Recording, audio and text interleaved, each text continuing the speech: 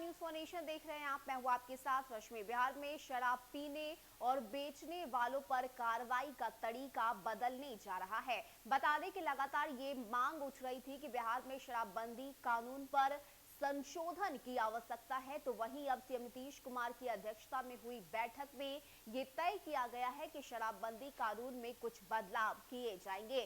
खासकर बदलाव उन लोगों के लिए भी किया जाएगा जो पहली बार शराब पीते हुए पाए जाएंगे या जो लोग बिहार में शराब के अवैध कारोबार करेंगे। ऐसे में बैठक में किन किन पहलुओं पर चर्चा की गई है, क्या कुछ बदलाव के उम्मीद लगाई जा रही है और इस बैठक में मद्य निषेध विभाग की तरफ से क्या कुछ जानकारी साझा की गई है, इसकी पूरी जानकारी आपको देते हैं। बता दें कि बिहार सरकार 2015 से राज्य में प्रभावी शराबबंदी कानून में बदलाव करेगी। मंगलवार को मुख्यमंत्री नीतीश कुमार की अध्यक्षता में हुई मंत्रिमंडल की बैठक में शराबबंदी कानून में संशोधन के लिए मद्य निषेध और उत्पाद अधिनियम 2022 के प्रारूप को मंजूरी दे दी गई है। संशोधन कानून प्रारूप को विधानमंडल के दोनों सदनों से मंजूरी दिलाने के बाद इसे बजट सत्र के दौरान पेश किया जाएगा। इसके साथ ही मंत्रिमंडल ने गेहूं धान के बाद अब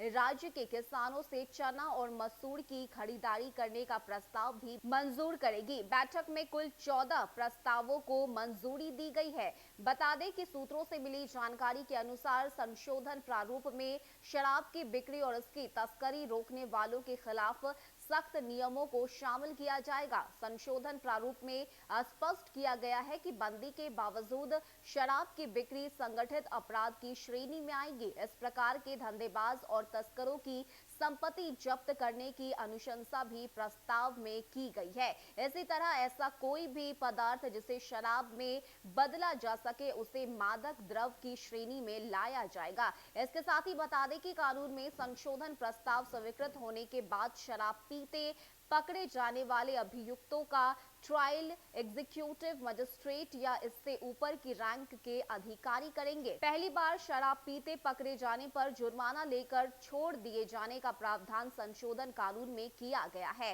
इसके साथ ही शराब तस्करों और बड़े धंधोबाजों पर पहले की तरह कोर्ट में ही मामला चलेगा। सूत्रों ने बताया है कि शराबबंदी कानून में दोबारा संशोधन किया जा रहा है। ऐसे में आपको बताएं कि राज्य सरकार इसके साथ ही धान गेहूं के बाद अब किसानों से चना और मसूर की खरीद भी करेगी। सहकारिता विभाग के माध्यम से सरकार टैक्सों के जरिए खरीद सुनिश्चित करती है। किसानों से 52.30 पैसे की दर से चना और 55 रुपए की दर से मसूर की खरीद होगी। अब तक सरकार किसानों से सिर्फ धान गेहूं की खरीद करती रही है। इस वर्ष किसानों से सरकार ने बम्पी धान की खरीद की है, जिसकी सफलता को देखते हुए अब मसूर और चना की खरीद का भी फैसला हुआ है। इस कार्य को प्राथमिकता के आधार पर करने के लिए नेफेड और सहकारिता विभाग के बीच करार होगा। बता दें कि मंत्रिमंडल में कई एक मुद्दे पर जो चर्चा है वो की गई है और साथ ही साथ खास करके शराबबंदी कानून में संशोधन की बात उठ रही है।